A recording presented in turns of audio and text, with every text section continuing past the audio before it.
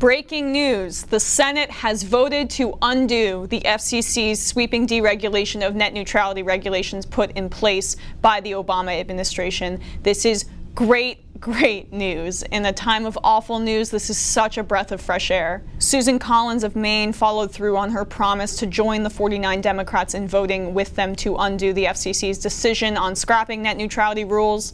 Lisa Murkowski joined her. John Kennedy joined her as well. Earlier today, the Senate voted to advance the bill for discussion. 52 senators voted to let the bill proceed, with 46 Republicans all voting against it. 3 Republicans did join the cloture: John Kennedy, Lisa Murkowski, and Susan Collins. Susan Collins, from the beginning, has basically said that she was against scrapping net neutrality rules. She was the one Republican senator who was very publicly for overturning the FCC's decision under Ajit Pai, and so she has from the beginning been against that. So that's all 49 Democrats, plus those 3 who voted to advance it in the beginning, to advance the bill for discussion. The outcome is unlikely to derail the FCC's repeal of Obama-era rules that restrict internet service providers' ability to slow down or speed up users' access to specific websites and apps.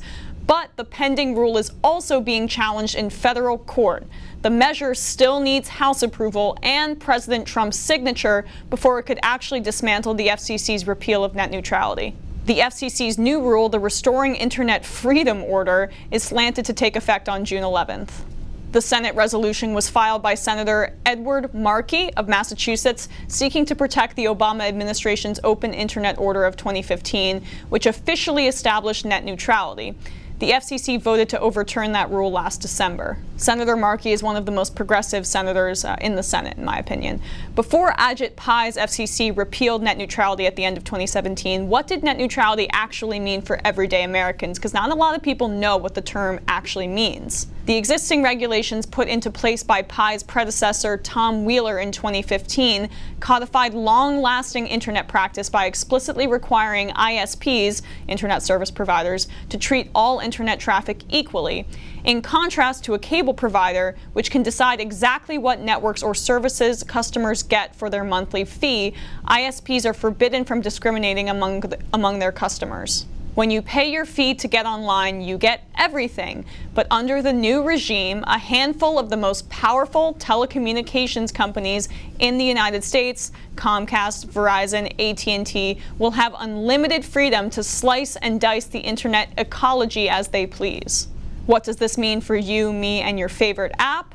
The most likely outcome, say net neutrality advocates, is that prices will go up, variety and diversity will go down, and the largest, best capitalized internet companies will gain a significant advantage over upstart competitors. It's a punishing blow to believers in the founding dream of the internet as a great equalizer, a network that grants everyone free rein to do anything. So for example, say Verizon or Spectrum or whoever your internet provider is chooses to charge companies for faster service to them, which they almost certainly will if net neutrality is fully repealed. Big companies like Facebook or Google, they can afford that. But startups, smaller websites, smaller companies, any independent media or content that's trying to make a difference, they won't be able to afford it. Net neutrality means treating internet like the public good that it is. We don't discriminate with electricity or water service, which is the example Chuck Schumer gave in his floor speech.